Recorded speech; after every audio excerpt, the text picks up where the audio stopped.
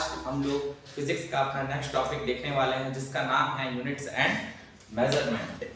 ये चैप्टर का नाम है यूनिट्स एंड मेजरमेंट। ये बहुत इंपॉर्टेंट टॉपिक है, इसी से आपका जो है इसी से फर्दर हम लोग आगे बढ़ेंगे तो वेक्टर्स में जाएंगे, कुछ इंस्ट्रूमेंट्स पढ़ेंगे, ये सारी चीजें हम लोग इसमें डिस्कस करने वाले हैं। जैसे वर्नियर कैलिपर हो गया, स्टोगेज हो गया, ये सब डिस्कस करने वाले हैं। क्वेश्चन भी आ चुके हैं वर्नियर कैलिपर से रिलेटेड और यूनिट्स एंड मेजरमेंट से भी क्वेश्चन आ चुके हैं, तो हो सकता है कि इस बार भी अच्छे क्वेश्चन आए उससे। और क्वेश्चन का लेवल होता है वो काफी अच्छा लेवल का है, तो हम लोग बेसिक से स्टडी करते हुए हम लोग आगे बढ़ते जाएंगे और अच्छे लेवल तक उसको पढ़ेंगे। ठीक है, तो होता क्या है एक्चुअली में कि जो हमारा लॉ नेचर होता है, तो नेचर ही लॉ डेवलप करता है। जैसे लॉ हम लोग के जैसे कई साइंटिस्ट लोग देखते हैं तो उसको ऑब्जर्व करते हैं कि नेचर कर क्या रहा है। जैसे हवा चल रहा है, ठीक है, अब पेड़ झुक रहा है तो झुकने के कारण क्या है, ये सब चीजों को ऑब्जर्व करने वाला इंसान कौन है, वो है साइंटिस्ट। तो वो उस आधार पे क्या बनाते हैं, लॉज बनाते हैं। ठीक है, तो जो लॉज बनते हैं उस लॉज में कुछ ना कुछ यूनिट्स और डायमेंशन होते हैं, क्योंकि हर चीज का अलग अलग डिफाइंड है। और वो समय के साथ साथ ऐसा होता है कि वो एक टाइम के बाद जैसे कि कोई दूसरा साइंटिस्ट आया तो उसमें बदलाव लाते जाता है, तो उसके जो यूनिट्स हैं वो चेंज होते जाते हैं। तो इन सब को अलग अलग डिफरेंशिएट करने के लिए अलग अलग यूनिट्स का हमने ये साइंटिस्ट ने क्या किया है, जनरेट किया है इन लॉस के यूनिट्स को। तो जैसे कि एग्जांपल लो कि अगर हवा चल रहा है तो उसके कारण क्या है, झुकाव आ रहा है पेड़ का, तो पेड़ का झुकाव आ रहा है किस कारण से आ रहा है, बल के कारण, फोर्स के कारण आ रहा है। तो फोर्स एक आपका क्या हो गया, एक फिजिकल क्वांटिटी हो गया, और उस फिजिकल क्वांटिटी का क्या है, उसका यूनिट क्या होगा, क्योंकि वो दूसरे भी फिजिकल क्वांटिटीज होंगी, जैसे कि मास हो गया, भार हो गया, वेट हो गया। ठीक है, तो ये सब चीजें हैं, तो सबकी अलग अलग क्वांटिटीज को इनको अलग करने के लिए, इनको डिफरेंशिएट करने के लिए अलग अलग क्वांटिटी दी गई है। तो उसी तरीके से जो इसमें यूनिट्स एंड मेजरमेंट में है, पहला जो है आपका ये है कि फिजिकल क्वांटिटी क्या होता है, ये हम देख लेते हैं। ठीक है, फिजिकल क्वांटिटी है कि ये कोई भी क्वांटिटी जिसको मेजर किया जा सकता है किसी भी इंस्ट्रूमेंट से। ठीक है, physical quantity are the, it is the quantity which can be measured by any instrument governed by the scientific laws। ठीक है, इसका मतलब ये है कि आप जो ऐसी क्वांटिटी जिसको क्या कर सकते हैं आप, मेजर्ड कर सकते हैं, जिसको माप सकते हैं, जिसको नाप सकते हैं, ठीक है, किसी इंस्ट्रूमेंट के द्वारा यूज करते हुए। और ये ऐसी क्वांटिटी है जो कहां से आई है, साइंटिफिक लॉ से, govern by the scientific law. और बता दिया कि आपको लॉ कैसे हम लोग साइंटिस्ट लोगों ने कैसा डेवलप किया है, लॉस को वो ऑब्जर्व करके किया है। चीजें जो है वो होती हैं और उसको माना जाता है, साइंटिस्ट द्वारा खोज किया जाता है, उस तरीके से ही आगे बढ़ता जाता है। ठीक है, तो फिजिकल क्वांटिटी ये हो गई सिंपल। अब फिजिकल क्वांटिटी के तीन पार्ट होते हैं। फिजिकल क्वांटिटी क्या क्या है हमारे, तीन है। एक तो हम लोग पहले देख लेते हैं कि फिजिकल क्वांटिटी को कैसे आप बता सकते हैं। तो अगर कोई फिजिकल क्वांटिटी है, इसको मैं फिजिकल क्वांटिटी लिखा है, इसको मैं PQ डायरेक्ट लिखूंगा। फिजिकल क्वांटिटी आप लोग समझ जाना इस चीज को। तो PQ जो है यहाँ पे वो होगा N into U। ठीक है, अब इसमें N क्या चीज है, N जो है, N है कोई आपका न्यूमेरिकल वैल्यू है। क्या है, न्यूमेरिकल वैल्यू। ठीक है, कोई वैल्यू होगी, और U जो है वो आपका यूनिट होगा। अब एग्जांपल के लिए लूं, जैसे कि मास है, मास। ठीक है, मास हिंदी में बोलेंगे द्रव्यमान। तो जो मास होता है उसको हम लोग कैसे लिखते हैं, 5 किलो, 10 किलो, 2 किलो, इस तरीके से लिखते हैं। तो 5 kg लिखते हैं। तो 5 वाला क्या है, एक ये है न्यूमेरिकल वैल्यू। ठीक है, ये क्या है हमारा, एक न्यूमेरिकल वैल्यू है, और केजी जो है वो है क्या है, ये यूनिट है इसका। ठीक है, अब और फिजिकल क्वांटिटी क्या हो गया, ये है हमारा एक फिजिकल क्वांटिटी। ये क्या हमारा फिजिकल क्वांटिटी। ठीक है, तो आप लोग अच्छे से समझ गए होंगे कि क्या क्या होता है फिजिकल क्वांटिटी। ठीक है, जैसे कि मास हो गया, जैसे कि लेंथ हो गया, जैसे कि लेंथ होगा, लेंथ ले लो, ये लिखो 2 मीटर। ठीक है, 2 मीटर, ये न्यूमेरिकल वैल्यू है, ये वाली न्यूमेरिकल वैल्यू है, ये वाली क्या है, उसकी यूनिट है और ये हमारी एक फिजिकल क्वांटिटी है जिसको हम लोग लेंथ बोलते हैं। ठीक है, तो इस तरीके से हम लोग फिजिकल क्वांटिटी को देख सकते हैं, डिफाइन कर सकते हैं। आगे बढ़ते हैं। अब फिजिकल क्वांटिटी होते कितने प्रकार के हैं वो यहाँ पे हम लोग देख लेते हैं। ठीक है, अच्छे से इसको नोट डाउन कर लीजिएगा। सभी लोग अपना कॉपी पेन लेके बैठेंगे ताकि आप लोगों को अच्छे से जब लिखोगे तो ज्यादा अच्छे से समझ में आएगा। ठीक है, सिर्फ वीडियो देखना ही इंपॉर्टेंट नहीं है, आपको लिखना भी बहुत जरूरी है। चलिए आगे देख लेते हैं फिजिकल क्वांटिटी के प्रकार। ठीक है, कितने प्रकार के हमारे फिजिकल क्वांटिटी होते हैं। तो देखो फिजिकल क्वांटिटी को हम लोग एक तो हम लोग का एक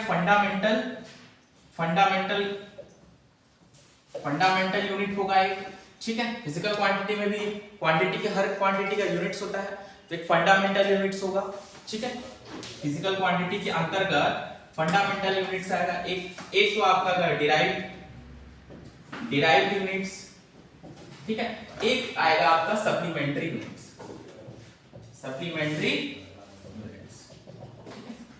तो जो फंडामेंटल यूनिट्स है ये क्या है, एक्चुअली ये बेसिक यूनिट्स हैं। ये क्या है हमारे के बेसिक यूनिट्स हैं।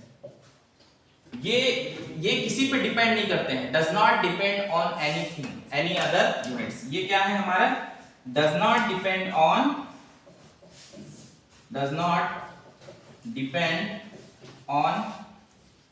Any other units. ठीक है, इसका मतलब ये है कि कुछ फंडामेंटल यूनिट्स हैं, इंटरनेशनली एक्सेप्टेड फंडामेंटल यूनिट्स जो हैं, जैसे कि एसआई यूनिट्स है, वो इंटरनेशनली एक्सेप्टेड यूनिट्स हैं, फंडामेंटल यूनिट्स के अंतर्गत आते हैं, जिसको एसआई यूनिट बोलते हैं। वो एसआई यूनिट 7 प्रकार के हैं, हमारे 7 बेसिक यूनिट्स हैं। उसमें क्या होता है उसको भी बता रहा हूं आगे चल के। तो 7 प्रकार के हमारे, तो वही 7 प्रकार के यूनिट्स हैं जो किसी और यूनिट पे डिपेंड नहीं करते हैं, वो अपने ही यूनिट्स को लेके चलते हैं और किसी पे डिपेंडेंट नहीं है। जैसे कि इसके फंडामेंटल यूनिट्स जो हैं आपके एसआई यूनिट्स की बात करूं तो फंडामेंटल यूनिट्स के, चलो इसको आगे पढ़ लेंगे। ठीक है, और इसको डिराइव्ड यूनिट्स को मैं बता दे रहा हूं, इसको पूरा कंप्लीटली एक बार और मैं समझाऊंगा कि क्या है फंडामेंटल यूनिट्स। तो डिराइव्ड यूनिट के बारे में बात करेंगे तो ये डिराइव्ड यूनिट्स कहां से आते हैं, किसके हेल्प से, it is come from the fundamental units. This comes from the fundamental units. It is या तो फंडामेंटल यूनिट्स है ना, तो ये डिराइव्ड यूनिट्स के कहां से आ रहे हैं, फंडामेंटल यूनिट्स आ रहे हैं। इसका हेल्प लेके ये यूनिट डिफाइन कर रहे हैं। ठीक है, इन लोगों को मैं अच्छे से बता दूंगा और सप्लीमेंट्री यूनिट के बारे में भी पढ़ते हैं। ठीक है, तो चलो फंडामेंटल यूनिट्स के बारे में बता देता हूं। ठीक, तो फंडामेंटल यूनिट्स जो हैं हमारे, फंडामेंटल यूनिट्स हैं वो 7 बेसिक यूनिट्स हैं, इसके 7 बेसिक यूनिट्स। ठीक है, तो पहला जो है, चलो लिख लेते हैं, यूनिट्स लिखो। ठीक है, उसके बाद यहां पे लिख लेते हैं हम लोग उसका, एक तो हम लोग लिख लेते हैं यूनिट्स। चलो एक बार इसको यहाँ पे क्वांटिटी लिख लो, फंडामेंटल जो क्वांटिटीज रहेंगी हमारी। ठीक है, उसका यूनिट लिख लो। ठीक है, और यहाँ पे लिख लो सिंबल। ठीक, तो पहला जो होगा वो हमारा लिखेंगे हम लेंथ। ठीक है, लंबाई। पहला क्या है हम लोग का, लंबाई। तो लंबाई का जो है वो यूनिट आपका जो है वो क्या होगा, मीटर में होगा। ठीक है, और उसको सिंबल कैसे डिफाइन करते हैं, उसको m से डिफाइन करते हैं, मीटर को m लिखते हैं। ठीक है, उसी तरीके से सेकंड जो होगा हमारा वो मास होगा। तो मास जो है उसको हम लोग इसका किलोग्राम होता है। ठीक है, इसको कैसे यूनिट होता है इसका होगा केजी में। ठीक है, और नेक्स्ट जो है, थर्ड जो है हमारा, वो हो गया हमारा टाइम। अब टाइम का यहाँ पे एक चीज ध्यान दे देना कि ये एसआई यूनिट में लेना है। ठीक है, एसआई यूनिट में लेना है। तो यहाँ टाइम जो है वो आपका किस में होगा, सेकंड में होगा, और उसका सिंबल किस में यूज करेंगे, सेकंड में। ऐसे लिख सकते हो या फिर सेकंड ऐसा लिखते हैं।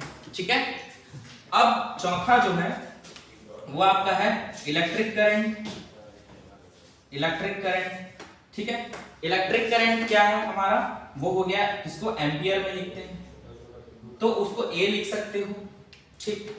उसके बाद पांचवा जो है वो आपका थर्मोडायनेमिक टेम्परेचर, टेम्परेचर होगा, थर्मोडायनेमिक टेम्परेचर। तो इसको हम लोग किसमें है, ये हो गया हमारा केल्विन में, यहां पे लिख लो केल्विन, ठीक है। और यहाँ पे जो केल्विन का जो सिंबल रहेगा वो हमारा, या तो इसको थीटा में लिखते हैं टेम्परेचर को, या फिर के में लिख सकते हो, ठीक है। तो दोनों में से कोई भी एक ले सकते हैं, थीटा या के। तो पांचवा हो गया। अब इसके ऊपर मैं लिख ले रहा हूं यहाँ पे छठवां,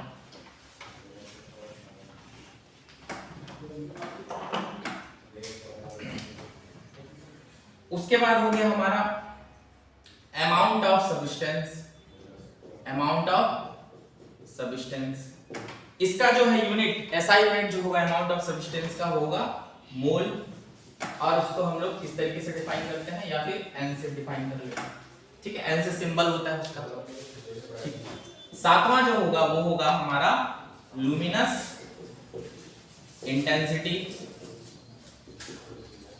इसको हम लोग लुमिनस इंटेंसिटी को, या फिर इसको हम लोग कैंडेला होता है इसका, कैंडेला, ठीक है। इसका ऐसा यूनिट क्या होता है, कैंडेला।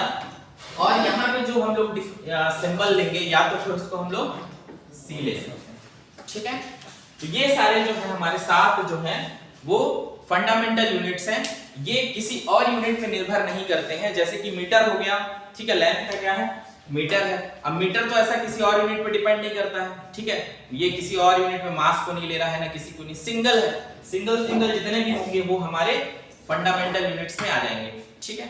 चलो आगे देखते हैं डिराइव्ड यूनिट। अब इन्हीं यूनिट्स को लेके जो डिराइव्ड होंगे और एक नया फॉर्मूला जनरेट होगा, और वो जो यूनिट यूज करेंगे वो क्या होंगे, वो होंगे डिराइव्ड यूनिट्स, ठीक है। तो फंडामेंटल यूनिट्स को जो यूज करते हैं और एक अपना यूनिट बनाते हैं, वो क्या कहलाते हैं, डिराइव्ड यूनिट्स, ठीक है।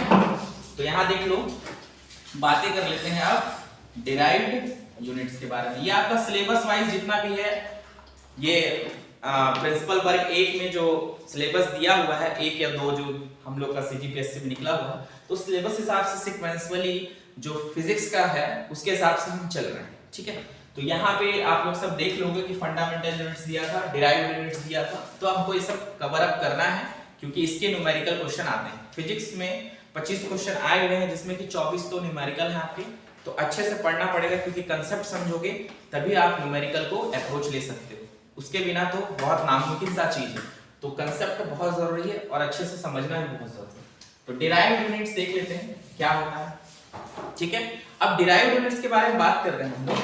तो डिराइव्ड यूनिट्स किसको यूज करके आए हैं, फंडामेंटल यूनिट्स को। अब फंडामेंटल यूनिट्स कितने हैं हमारे पास, 7 फंडामेंटल यूनिट्स हैं, ठीक है। तो जैसे एग्जांपल के लिए लूं, मान के चलो एरिया क्या है आपका, एरिया किसमें होता है, लेंथ इनटू ब्रेड्थ होता है, ठीक है। लंबाई गुणे चौड़ाई होता है। तो इसको हम लोग मीटर स्क्वायर में लिखते हैं। तो ये दो चीज को यूज किया है, एक मीटर 2 को यूज किया है, ठीक है। तो मीटर स्क्वायर हो गया, ठीक है। उसी तरीके से क्या हो जाएगा, कुछ भी यूनिट, जैसे कि वेलोसिटी हो गया, ठीक है, वेलोसिटी हो गया, ठीक है। वेलोसिटी में क्या होता है, ये डिस्प्लेसमेंट बाय टाइम। वेलोसिटी क्या है, डिस्प्लेसमेंट बाय टाइम। अब डिस्प्लेसमेंट किसमें होता है, डिस्प्लेसमेंट, ठीक है, डिस्प्लेसमेंट होता है मीटर में, और ये होता है सेकंड में। तो इसको लिख सकते हो मीटर प्रति सेकंड, ठीक है। तो यहाँ पे 2 यूनिट आया, मिल के बना, मतलब एक फंडामेंटल यूनिट मीटर वाला और दूसरा सेकंड वाला, तो 2 से मिल के बना। और यहाँ पे क्या बना, एक मीटर का लिया और एक और मीटर का लिया, तो 2 जगह। तो इसी तरीके से जो भी यूज करके एक से ज्यादा या एक से ज्यादा भी, 2 से ज्यादा भी यूनिट ले सकते हैं। कई यूनिट्स को लेके जो अपना एक यूनिट बनाएंगे वो क्या कहलाते हैं, डिराइव्ड यूनिट्स कहलाते हैं, ठीक है। इसको देख लेते हैं। अब नेक्स्ट देख लेते हैं सप्लीमेंट्री यूनिट्स क्या होते हैं। सप्लीमेंट्री यूनिट्स जो है वो 2 यूनिट होते हैं, एक होता है प्लेन एंगल और दूसरा होता है सॉलिड एंगल, ठीक है। मैं पूरे डायमेंशंस बता दूंगा, शायद इतने डायमेंशंस बता दूंगा कि शायद और कुछ पढ़ने की ज्यादा जरूरत ना पड़े, तो उतने तो मैं बता देता हूं, ठीक है। तो सबसे पहले देख लेते हैं हम लोग सप्लीमेंट्री यूनिट्स। सप्लीमेंट्री यूनिट्स के बारे में देख लेते हैं, ठीक है। तो सप्लीमेंट्री यूनिट्स में आपका क्या हो गया, सप्लीमेंट्री फिजिकल, देखो यूनिट्स ऑफ फिजिकल क्वांटिटी सब वही है, एक्चुअली फिजिकल क्वांटिटी है लेकिन उसका खुद का एक यूनिट होगा, ठीक है। या तो लिख सकते सब अपने फिजिकल क्वांटिटी के अंतर्गत ये सब आते हैं, ठीक है। सप्लीमेंट्री फिजिकल क्वांटिटी भी आप लोग लिख सकते हैं, कोई दिक्कत नहीं, फिजिकल क्वांटिटी, और इस फिजिकल क्वांटिटी का कुछ ना कुछ यूनिट होगा, ठीक है। तो यहाँ पे बात कर लेते हैं कि सप्लीमेंट्री के बारे में। तो पहला तो है हम लोग का प्लेन एंगल डिफाइंड है, प्लेन एंगल, ये कोई प्लेन एंगल नाम का नहीं, प्लेन में जो एंगल होता है, एंगल पढ़े हो, ठीक है। कोण की बात हो रही है, एक प्लेन की कोण की बात हो रही है, एंगल की बात कर रही है। तो ये देखो एक एंगल है, ठीक है, यहाँ पे एंगल, ये थीटा, थीटा क्या है, एंगल पे, और यहाँ पे इसका क्या है, ये आर्क है, ठीक है, ये आर्क है, ओके। तो ये मान लो रेडियस आर है यहाँ से यहाँ तक, तो ये कोण बना रहा है इस तरीके से, ऐसा गया कोण बना, ठीक है, ये एंगल बना, तो यही एंगल क्या है, प्लेन एंगल है, और इसका यूनिट जो होता है वो है रेडियन में, ठीक है, रेडियन में होता है। तो रेडियन में होता है, तो जो भी 180 डिग्री है उसको हम लोग कितना बोलते हैं, पाई रेडियन बोलते हैं, और यूनिट इसका रेडियन जो है ये एसआई यूनिट है, ठीक है। रेडियन जो है याद रखना है आपको, प्लेन एंगल का रेडियन होता है। आप बोलोगे कि डिग्री होता है, डिग्री ऐसा नहीं डिफाइंड है, डिग्री में नहीं, आपको यहाँ पे क्या होगा, रेडियन लेंगे, ठीक है। जैसे कि लेंथ का है, मीटर भी है, सेंटीमीटर भी है, एमएम भी है, लेकिन उसका एसआई यूनिट क्या लेते हैं हम लोग, क्या लेते हैं, मीटर लेते हैं। उसी तरीके से एंगल का जो है यूनिट जो है यहाँ पे क्या ले रहे हैं हम लोग, रेडियन ले रहे हैं, ठीक है। तो उसी तरीके से 360 डिग्री को क्या ले सकते हो, 2 पाई रेडियन, ठीक है। तो ये याद रखना है, प्लेन एंगल है पहला सप्लीमेंट्री हमारा फिजिकल क्वांटिटी। ये कितने प्रकार के होते हैं, 2 प्रकार के, ठीक है। तो आगे देख लेते हैं, प्लेन एंगल के बाद नेक्स्ट जो है हमारा वो होगा सॉलिड एंगल। दूसरा क्या है हमारा, सॉलिड एंगल। चलो मिटा रहा हूं,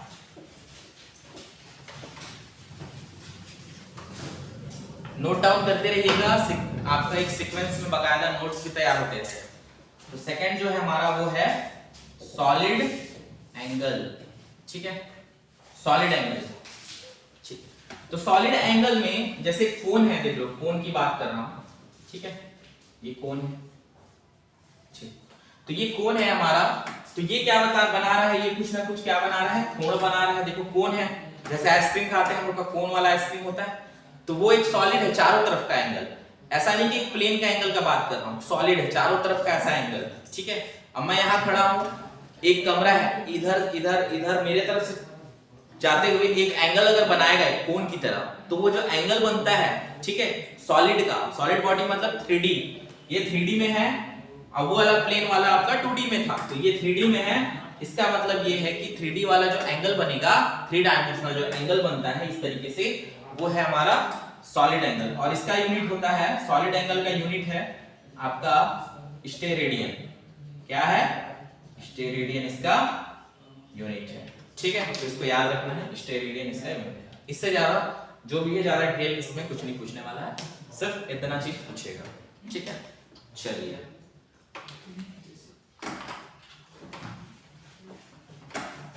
लिखते जाना है, नोट्स बकायदा अच्छे से बनाते जाना है। तो आगे हम लोग बात करने वाले हैं डायमेंशन के बारे में। तो कुछ जैसे कि डायमेंशंस के बारे में बात कर लो, तो डायमेंशंस हम लोग किसके लेंगे, वो जो बेसिक यूनिट्स हैं वही वाले डायमेंशन हमको लेना है। जो बेसिक फिजिकल क्वांटिटी है, फंडामेंटल फिजिकल क्वांटिटी है, उसी का ही हम लोग डायमेंशन में यूज करते हैं। डायमेंशनल फॉर्मूला बनता है, हर फिजिकल क्वांटिटी का अलग अलग डायमेंशनल फॉर्मूला बनता है, लेकिन वो डायमेंशनल फॉर्मूला हम लोग किस चीज का यूज करेंगे, फंडामेंटल फिजिकल क्वांटिटी का ही जो यूनिट्स होता है उसी को ही यूज करेंगे, बाकी नहीं करना है।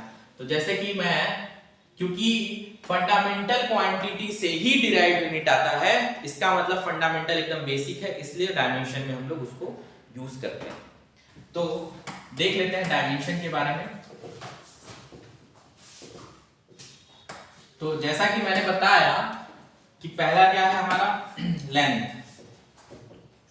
तो लेंथ जो है उसका किस में होता है, मीटर में होता है। तो इसको हम लोग लेंथ को क्या लिख सकते हैं, हम लोग इस तरीके से L, ठीक है। कैसे लिखते हैं उसको, डायमेंशन क्या हो जाएगा, इधर वाला ये ऊपर वाला क्या है, ये हमारा डायमेंशन है, ठीक है। उसी तरीके से सेकंड जो है हमारा मास की बारे में बात करूं तो मास जो है वो किसमें होगा, किलोग्राम में होगा। और इसको हम लोग जो डायमेंशन में जब यूज करेंगे तो उसको हम लोग लेते हैं कैपिटल M, ठीक। इतना क्लियर है, ओके। चलो थर्ड जो है हमारा टाइम। तो टाइम का क्या होता है, वो सेकंड होता है। अब इसको हम लोग जो डायमेंशन में यूज करेंगे तो क्या ये टी में यूज करेंगे, ठीक है, ओके, क्लियर है। चलो चौथा जो है हमारा इलेक्ट्रिक करंट, ठीक है। इलेक्ट्रिक करंट की जब बात करूं तो इसको क्या होता है, इसका एम्पियर होता है और इसको हम लोग डायमेंशन में ए करके यूज करते हैं। पांचवा जो है, पांचवा रहेगा वो हमारा थर्मोडायनेमिक टेम्परेचर। टेम्परेचर ही ले लो, सिंपल, कोई दिक्कत नहीं है। टेम्परेचर में ये क्या है हमारा, केल्विन में है। इसका यूनिट क्या है, SI यूनिट केल्विन है। तो इसको या तो आप लोग थीटा लिख सकते हो या फिर के करके लिख सकते हो, ठीक है, डायमेंशन में, ओके। छठवां ये हो गया। और उसके बाद क्या है, amount of substance. Amount of substance की बात करूं तो इसका क्या होगा, मोल होगा। तो इसको क्या लिख सकते हैं, MOL, ऐसा तरीके से लिखा जाता है, ठीक है। ऐसा भी लिख सकते हैं या फिर N के फॉर्म में भी लिख सकते हैं, बट ऐसा मोल करके लिख लेते हैं। सातवां जो है आपका लुमिनस इंटेंसिटी है। हालांकि मैंने तो आज तक नहीं देखा कि इसको कहीं पे किसी डायमेंशन में यूज हो रहा है किसी फॉर्मूले में, बट फिर भी इसको याद रखना है। अगर ये आ गया कभी आप लोग अगर दिख भी गया तो इसको आप C करके लिख सकते हैं, ठीक है, कैंडेला का C लिख सकते हैं। तो ये हमारे डायमेंशन इस तरीके से यूज होते हैं। तो जो सबसे ज्यादा यूज होते हैं जनरली वो ये तीन यूज होते हैं, M, L और T, ठीक है। ये नाम जो सुना होगा MLT करके फॉर्मूला बनता है, ठीक है, वो डायमेंशनल फॉर्मूला होता है। किसी हर बहुत सारे फिजिकल क्वांटिटीज हमारे, तो हर फिजिकल क्वांटिटी का अलग अलग क्या बनता है, फॉर्मूला बनता है, डायमेंशनल फॉर्मूला, ठीक है। और वही क्वेश्चन वहीं से आ सकते हैं बहुत सारे।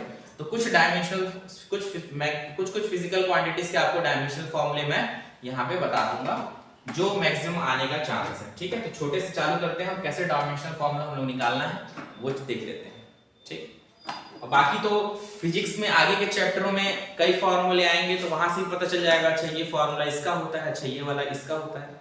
तो इस चीज से बिल्कुल परेशान होने की जरूरत नहीं है कि सर अभी तो यहाँ पे आप बहुत सारा चीज दिखा रहे हैं, ये क्या चीज होता है, क्या नहीं होता है, इसके बारे में ज्यादा आपको टेंशन लेने की जरूरत नहीं है।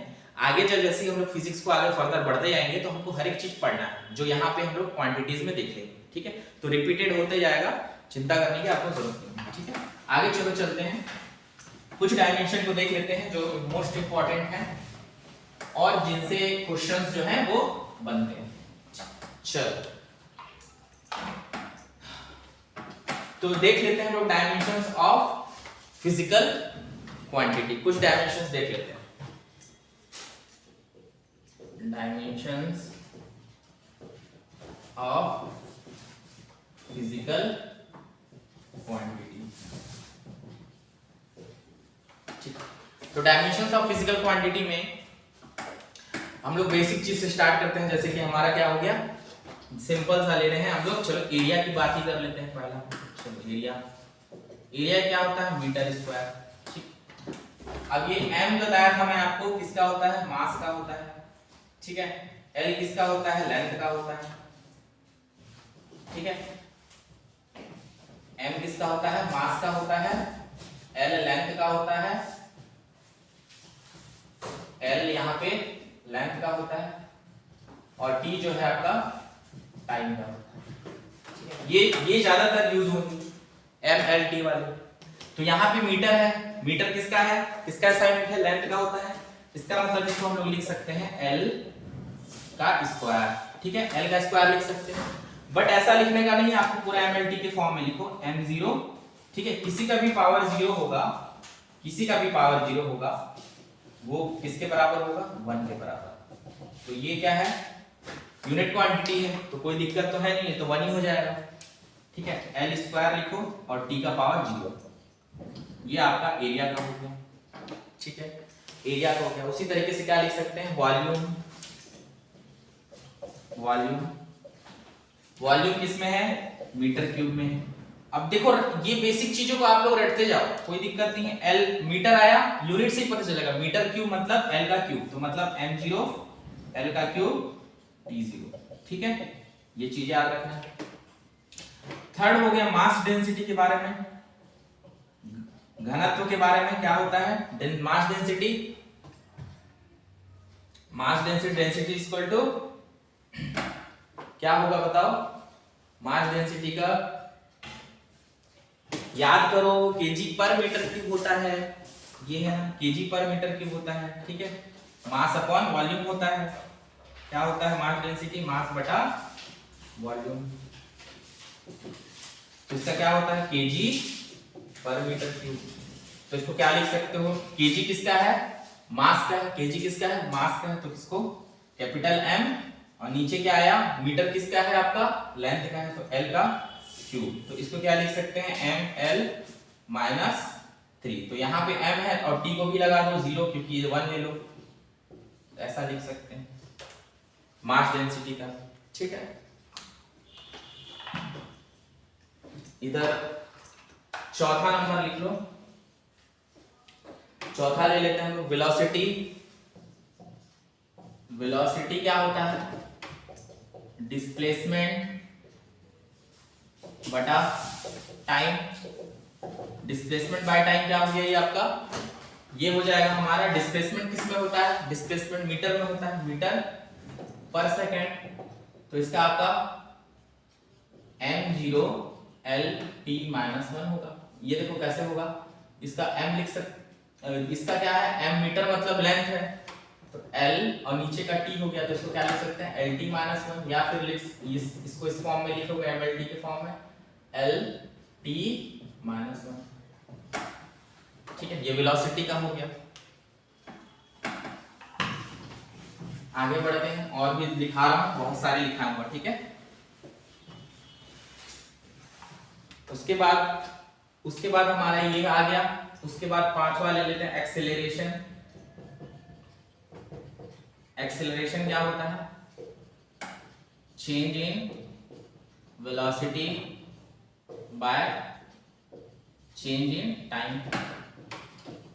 इसका वेलोसिटी का निकाला तुरंत, इसको तो याद रखना चाहिए any time, lt minus 1, lt minus 1 याद रखो, तो सीधा है इसका क्या होगा, change in velocity lt minus 1, velocity का टाइम का t, तो क्या आ जाएगा, ये ऊपर गया तो क्या हो जाएगा, -1 और -1 -2 हो जाएगा, तो lt -2। इसका मतलब इसको लिख सकते हैं m0 lt -2।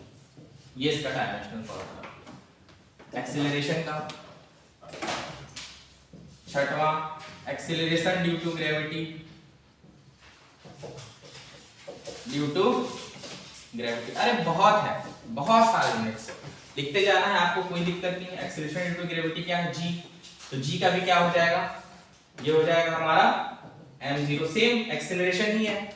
क्या है ये, एक्सीलरेशन ही की lt-2, इस तरीके से हम लोग लिख सकते हैं सेम, क्योंकि ये भी एक्सीलरेशन, ये भी एक्सीलरेशन है। ठीक है, ये क्या है, गुरुत्वाकर्षण के कारण जो एक्सीलरेशन आ रहा है g, जानते होंगे आप लोग। ठीक है, तो g जो है वो सेम एक्सेलरेशन का ही है, मीटर पर सेकंड स्क्वायर। ठीक है, तो ये भी एक्सेलरेशन किसमें होता है, मीटर पर सेकंड स्क्वायर, है ना। उसी तरीके से ये भी मीटर पर सेकंड स्क्वायर। क्या होता है इसका मान, 9.81, सबको पता है, लेकिन यूनिट क्या होता है, मीटर पर सेकंड स्क्वायर। तो मीटर का L और इसका t स्क्वायर, तो L t ऊपर गया तो t-2।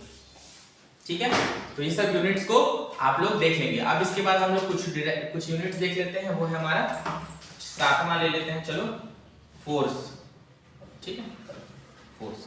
अब ये कई, इसमें देखो यहाँ पे किसका यूज कर रहा है, ये एक तो फंडामेंटल आपका लेंथ का यूज कर रहा है, एक फंडामेंटल यूनिट्स में लेंथ का यूज कर रहा है और टाइम का यूज कर रहा है। अब आगे देखेंगे अगर फोर्स को, तो फोर्स का आपको पता है मास गुणित एक्सेलरेशन होता है। ठीक है, मास इनटू एक्सेलरेशन होता है। तो मास इनटू एक्सेलरेशन जो है वो आपको पता है कि एक्सेलरेशन का भी आपने निकाला है तुरंत। अब मैं डायरेक्टली कर रहा हूं कि स्टेप में चल रहा हूं, उसके बाद जल्दी डायरेक्टली पुट अप करूंगा। तो याद रखना है आपको एक्सेलरेशन का, तो एनी टाइम याद रखना चाहिए वेलोसिटी का lt -1, एक्सेलरेशन का lt -2, ठीक है। ये सब चीजों को हमेशा याद रखना है। तो मास इनटू एक्सेलरेशन, मास का क्या हो जाता है, मास किस में है, केजी में है, और ये किस में है, एक्सेलरेशन। एक्सेलरेशन किस में होता है, मीटर पर सेकंड स्क्वायर, तो केजी मीटर पर सेकंड स्क्वायर, ठीक है। और यही होता है न्यूटन। अब बोलोगे सर न्यूटन ही तो है यूनिट, न्यूटन ये इसका है, बेसिक यूनिट ये है, तो बेसिक यूनिट से हम लोग डायमेंशनल फॉर्मूला निकालते हैं। तो इसका क्या हो जाएगा, केजी का क्या है, कैपिटल M, इसका क्या है, मीटर का क्या है, L होगा, और इसका क्या होगा, T का स्क्वायर, तो इसका क्या हो जाएगा, mLT -2। इसको भी रट डालो, ठीक है, फोर्स को, क्योंकि फोर्स हर जगह कई यूनिट्स में ये लगेगा, तो इसको भी याद करके रखना है। ठीक, 8वां ले लेते हैं, फोर्स हो गया, और इसके बाद मोमेंटम ले लो, ठीक है। मोमेंटम, तो मोमेंटम क्या होता है, मास इनटू वेलोसिटी, ठीक है, mv होता है, mv। तो ये किसमें होगा, केजी, मास किसमें होता है, केजी में, और ये किसमें है, वेलोसिटी मीटर पर सेकंड। तो केजी मीटर पर सेकंड, इसका मतलब केजी किसका है, कैपिटल M, केजी का, ठीक है। मास है m, और इसका किसका, लेंथ हो गया, इनटू L बटा T, तो इसका क्या हो जाएगा, mLT -1, ठीक है। तो मोमेंटम का ये हो गया। बहुत सारे ये सब ना आपके इसके आपके जो चैप्टर आएंगे आगे फिजिक्स के, वो सब आते जाएंगे, तो आपको पता होना चाहिए, इसलिए मैं इकट्ठा एक बार लिखा दे रहा हूं, ताकि अगर क्वेश्चन आए किसी से तो आपको पता चलना चाहिए, ठीक है। अब बात कर लेते हैं वर्क की, ठीक है। वर्क क्या होता है, फोर्स इनटू डिस्प्लेसमेंट, सबको पता है। तो ये मीटर में होगा, ये फोर्स आपको निकाले हैं, यहाँ डायरेक्ट निकाले, तो डायरेक्ट यूज करो mLT -1, ये वाला mLT -2, फोर्स का mLT -2, इसको एकदम रट डालो, तो यहाँ यूज होगा mLT -2 गुणे क्या होगा, ये डिस्प्लेसमेंट का, मीटर है मतलब लेंथ, मीटर में है ये, ठीक है। तो वर्क जो है किसमें होता है, इसका यूनिट क्या है, न्यूटन मीटर, ठीक है। बेसिक मैं बता रहा हूं, तो बेसिक चीज क्या है, केजी।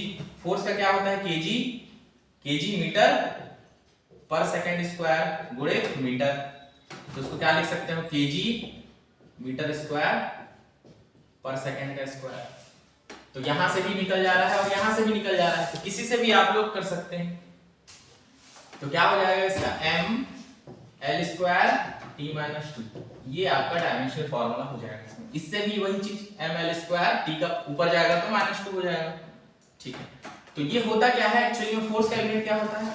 अब इसी को हम लोग क्या लिखते हैं, इसी को हम लोग क्या लिखते हैं, न्यूटन, ठीक है। इसी को हम लोग क्या लिखते हैं, न्यूटन, इसको हम लोग लिखते हैं न्यूटन, और इसको बोलते हैं मीटर में। तो newton metre, 1 newton metre equal to होता है 1 जूल, ठीक है। और जूल किसका क्वांटिटी है, एनर्जी का यूनिट है, किसी भी एनर्जी का। और वर्क क्या है, वर्क खुद एक एनर्जी है, इसलिए एनर्जी का। तो 1 जूल बराबर 1 न्यूटन मीटर, ठीक है। अगर इस फॉर्म में दे दे तो, या फिर इसको आप ऐसा लिख सकते हो 1 kg। ये सब बाद में पढ़ाऊंगा ही, इसमें कोई दिक्कत नहीं है, लेकिन डायमेंशनल फार्मूला भी यूज हो रहा है, तो परेशान होने की जरूरत नहीं। बाद में तो ये फार्मूले अपने आप रटाने ही वाले हैं। आगे हम लोग जब पढ़ेंगे फिजिक्स को, तो ये सब चीजें बाद में डिस्कस करना ही है। ये जो वर्क है, ये सारी चीजें हम लोग पढ़ना है, वर्क, एक्सेलरेशन, ये सब सारी चीजें, तो रोटेशनल वाले भी पढ़ेंगे हम लोग, ठीक है। तो सारा चीज हम लोग डिस्कस करने वाले हैं आगे चलकर। तो एनर्जी, अगर सिर्फ एनर्जी की बात करें तो एनर्जी का यूनिट तो जूल है, ठीक है। आपको पता है एनर्जी, सिर्फ एनर्जी की बात करें तो एनर्जी का यूनिट क्या है, जूल है। और जूल क्या होता है, न्यूटन मीटर, मतलब यही वाला चीज है, मतलब इसका डायरेक्ट जो रहेगा वही है। तो mL स्क्वायर T -2, आपको एनर्जी भी बोले तो आपको ये लगा देना है, ठीक है। अब बोलोगे सर एनर्जी तो बहुत सारा एनर्जी, काइनेटिक एनर्जी भी होता है, पोटेंशियल एनर्जी होता है, तो किसी को भी लगाओ, आपका डायमेंशन सेम आएगा। अब बोल रहे हो काइनेटिक एनर्जी का बताओ सर, तो काइनेटिक एनर्जी का बताएंगे तो क्या होता है फॉर्मूला काइनेटिक एनर्जी का, हाफ mv²। अब ये तो डायमेंशनलेस होता है, हाफ तो एक क्वांटिटी है, इससे कोई लेना देना नहीं। मास का क्या होगा, m का क्या होगा, m मतलब मास है, ये क्या है आपका मास है, और ये वाला क्या है आपका वेलोसिटी है। ठीक है, सारा चीज पढ़ेंगे, टेंशन नहीं ले, सिर्फ डायमेंशनल ये वाले सब चीजें जो है, काइनेटिक एनर्जी, वर्क, ये मोमेंटम, इंपल्स, ये सारा चीज हम लोग पढ़ने वाले हैं फिजिक्स में आगे। ये फर्स्ट चैप्टर है, तो आपका जो है डायमेंशनल फॉर्मूला आ गया, तो आपको ये सब याद रखना है। अभी मैं इसलिए भी करा दे रहा हूं ताकि आप लोग ये सब चीज याद रखें, दोबारा आप लोगों को रिपीट होगा तो आप लोग के दिमाग में ये चीज सेट हो जाएगा। ठीक है, तो बिल्कुल टेंशन लेने का बात नहीं है, आराम से करने वाले हैं और बहुत ही अच्छे से करने वाले हैं, बेसिक से लेके हाई लेवल तक। तो यहाँ पे क्या होगा, kinetic energy is equal to क्या हो गया, हाफ mv² हो गया। तो यहाँ मास है और वेलोसिटी है, मतलब मास को क्या लिखते हो आप लोग केजी में, ठीक है, और वेलोसिटी किस में होता है, मीटर पर सेकंड का स्क्वायर हो गया। ठीक है, कोई दिक्कत नहीं, तो इसको लिखो, तो इसको कैसे लिख सकते हैं फिर, केजी को खोलोगे तो metre square by second square, और KG metre square by second square मतलब केजी का m होगा, कैपिटल M डायमेंशन में, क्योंकि मास का है, और ये लेंथ का है, मतलब l² बटा t²। तो इसको क्या लिख सकते हैं, m l² t-2। ठीक है, सेम आया, सेम। तो सारा वर्क हो गया, काइनेटिक एनर्जी, पोटेंशियल एनर्जी, ये सारा चीज जो है वो आपका एनर्जी का ही है, तो सेम आएगा। पोटेंशियल एनर्जी mgh होता है, तो उस तरीके से देखते हैं, बहुत सारे बहुत यूनिट्स है, कितना पढ़ाऊं, लेकिन फिर भी आप लोग एक बार देख सकते हो उस चीज को। ठीक है, तो इंपॉर्टेंट है वो तो हम लोग यहाँ डिस्कस कर ही ले रहे हैं। ठीक है, इंपल्स का बात करूं, इंपल्स मान लो 11वां नंबर, इंपल्स होता है फोर्स गुणे समय, टाइम। ठीक है, इंपल्स के बारे में पढ़ेंगे आगे। तो इंपल्स जो है फोर्स इनटू टाइम होता है। तो फोर्स का तो आपको क्या है, आपको क्या पता है, फोर्स क्या होता है, m l क्या होता है, force equal to mass into acceleration lt - 2, ये बिल्कुल याद रखना चाहिए, गुणे टाइम। तो अब इसका गुणा तो ये प्लस हो जाएगा, तो कितना होगा, mlt-1, ये आएगा आपका इंपल्स का। ठीक है, तो अगर ये क्वेश्चन पूछे, जैसे कि इंपल्स पूछ ले, इंपल्स का डायमेंशनल फॉर्मूला पूछे, तो आपको फॉर्मूला याद होना चाहिए, तो उसे आप बिल्कुल बता सकते हो। ठीक है, उसके बाद एंगुलर वेलोसिटी की बात करूं, ठीक है, तो एंगुलर वेलोसिटी की बात करूं तो क्या होता है, एंगुलर वेलोसिटी की तरफ आ जाते हैं, ये सब भी पढ़ेंगे रोटेशनल में। ठीक है, तो angular velocity perpendicular velocity bye r होता है। ठीक है, यही होता है, ओमेगा लिखते हैं इसको, ओमेगा करके। तो ये सीधा है कि इसका क्या होता है, मीटर पर सेकंड, और इसका क्या होता है, मीटर में होगा। तो इससे क्या हो जाएगा, मीटर गया, तो क्या बचा नीचे सेकंड, तो t-1, इसको लिख सकते हो m0 l0 t-1। ठीक है, तो एंगुलर वेलोसिटी हो गया। एंगुलर एक्सेलरेशन भी उसी तरीके से, एंगुलर एक्सेलरेशन बहुत सारा है। चलो इंपॉर्टेंट जितना है वो तो हम लोग देख ही ले रहे हैं, बाद में पूछ लिया तो क्या करोगे, अल्फा, एंगुलर एक्सेलरेशन अल्फा। ठीक है, ये क्या हो जाता है, सिंपल जैसे कि वेलोसिटी का था आपका, जैसे कि सिंपल वेलोसिटी में, लीनियर वेलोसिटी में क्या था, उसी तरीके से लीनियर एक्सेलरेशन में क्या था आपका, वेलोसिटी बाय टाइम था, उसमें यहाँ पे क्या होगा, एंगुलर वेलोसिटी बाय टाइम। तो ये क्या हमारा angular velocity, change in angular velocity by change in time. तो इसमें डायरेक्ट लिख दे रहा हूँ। ठीक है, बाद में हम लोग पढ़ने ही वाले हैं इसको पूरा डिटेल, यहाँ से तो आपको फॉर्मूला रटना है, सिंपल सा है, वेलोसिटी ऊपर आएगा, नीचे टाइम। तो यहाँ पे एंगुलर वेलोसिटी का आप निकाल ही लिए, देखो t-1, ठीक है, बटा टाइम, तो क्या हो जाएगा, ऊपर जाएगा तो t-2, तो m0 l0 t-2। ठीक है, इस तरीके से एंगुलर एक्सेलरेशन। ठीक, अब बहुत है, कई है, मोमेंट ऑफ इनर्शिया भी आएगा, उसको भी पढ़ना है, उसका तो पूरा चैप्टर पढ़ना है अपने को फिजिक्स में।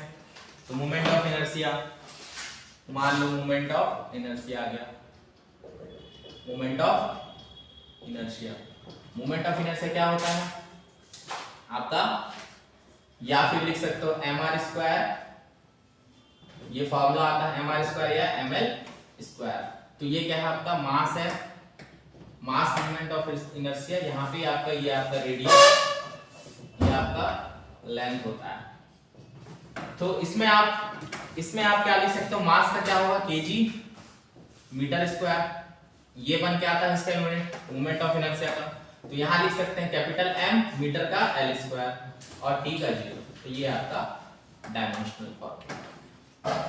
तो ऐसी हर आपको बस फॉर्मूला पता होना चाहिए, उसके बाद आप सारा डायमेंशनल फॉर्मूला निकाल सकते हैं, ठीक है।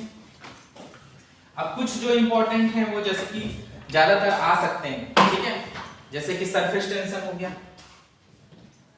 सरफेस टेंशन ये भी पढ़ना ही है अपने को आगे, क्या होता है सरफेस टेंशन, ठीक है। तो सरफेस टेंशन में surface tension is equal to force by length होता है। तो फोर्स का ml क्या होता है, T-2 होता है बटा L हो गया, L मर गया, M यहाँ पे L0 हो गया और इसका T-2, ठीक है। इस तरीके से लेना। तो सारा का सारा जो है आसान है काफी, बस आपको फॉर्मूले याद होने चाहिए। अब इकट्ठे तो फॉर्मूले याद नहीं होंगे, तो सारा जब फिजिक्स का चैप्टर कर लोगे तो इकट्ठे वो याद हो जाएंगे, ठीक है। अब इलेक्ट्रिक पार्ट में आ जाता हूं। तो इलेक्ट्रिक चार्ज,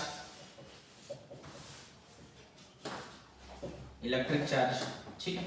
इलेक्ट्रिक चार्ज क्या होता है, Q कूलम्ब होता है, ठीक है। Q = I × T। तो इसका क्या होता है एम्पियर गुणित इसका सेकंड।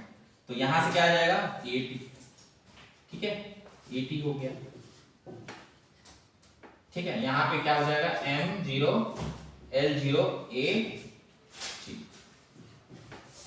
ठीक है। अब यहाँ A आ गया एम्पियर, क्योंकि बेसिक यूनिट है तो A लेना ही है आपको, ठीक है, ये चीज। उसके बाद टेम्परेचर ग्रेडियंट, मैं थोड़ा सा चेंज, जैसे A वाला पार्ट आ गया। अब बोलोगे सर A वाला कहां से आया, कैसे आया, तो टेंशन नहीं लेना है, A लेना पड़ेगा आपको क्योंकि बेसिक यूनिट है। MLT ज्यादा यूज होता है, बट A भी जितने सातों बेसिक यूनिट हैं उसके डायमेंशन यूज होते हैं, तो ध्यान इस चीज को देना है। जैसे कि क्वेश्चन में थोड़ा सा कुछ यूनिट जिसमें आपका टेम्परेचर यूज हो रहा है, ठीक है। टेम्परेचर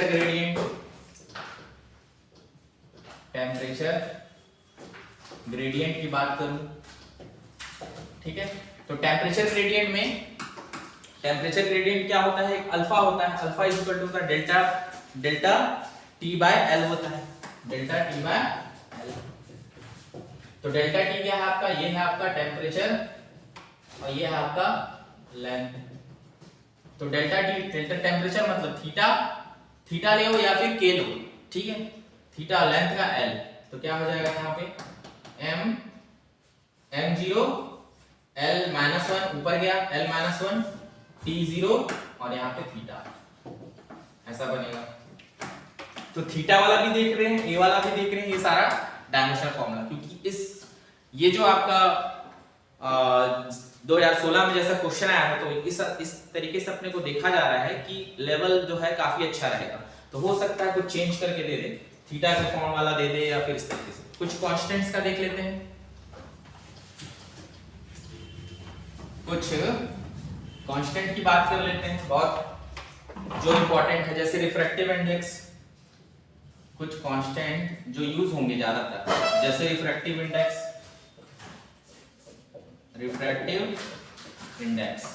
इसको म्यू बोलते हैं। ये क्या होता है, C/V होता है, velocity of light by velocity of, ये रहता है, तो वेलोसिटी उसका रहता है, ठीक है। तो किसी मीडियम में वेलोसिटी ऑफ लाइट बाय, वो जिस मीडियम में लाइट जो है वो जा रहा है उस मीडियम का वेलोसिटी, उस मीडियम में उसी की वेलोसिटी। तो C/V तो वेलोसिटी है, ये क्या है डायरेक्ट आपका क्या हो जाएगा, C क्या है वेलोसिटी, तो इसका क्या होता है मीटर पर सेकंड वेलोसिटी, तो LT-1 नीचे वाला भी LT-1, दोनों वेलोसिटी का यूनिट है। तो ये गया, मतलब ये क्या है आपका डायमेंशनलेस, ये कैसा है डायमेंशनलेस। तो ये इंपॉर्टेंट हो जाएगा आपके लिए, ठीक है। तो रिफ्रैक्टिव इंडेक्स अगर पूछा तो वो डायमेंशनलेस होता है, ठीक है। तो ऐसे क्वेश्चन आते हैं, तो ध्यान इस चीज को देना है। तो कुछ थोड़े से हटके रहे ना क्वेश्चन, वो क्वेश्चन को पकड़ता है क्वेश्चन। उसी तरीके से यूनिवर्सल ग्रेविटेशनल कांस्टेंट एक कांस्टेंट है, फेमस कांस्टेंट को ज्यादा पूछ सकता है कुछ। उसके बाद universal gravitational constant, gravitational constant G होता है, कैपिटल जी होता है। अब याद करो force is directly proportional to the क्या होता है m1 m2 दोनों की दूरी, वो तो बाद में लोग पढ़ेंगे ग्रेविटेशन वाला चैप्टर में। तो यहाँ पे एक आता है F = g m1 m2 by r²। ठीक है, ये सारा चीज तो स्टडी करना ही है, लेकिन यहाँ सिर्फ डायमेंशन की बात करेंगे, इसलिए इसको डायरेक्ट फॉर्मूला फोर्स का क्या होता है ml t-2, इसको रट डालो। ठीक है, g निकालना है आपको, m1 m2 मतलब ये मास है, दोनों क्या है मास है, और ये क्या है आपका रेडियस, और रेडियस का भी क्या होता है, रेडियस भी किस में होता है मीटर में होता है, रेडियस भी किस में होता है, त्रिज्या किस में होता है मीटर में होता है। तो g क्या हो गया ये अपना, ये हो गया g, यहाँ पे क्या हो जाएगा m, क्योंकि मास है तो m का स्क्वायर, और नीचे क्या हो जाएगा l का स्क्वायर।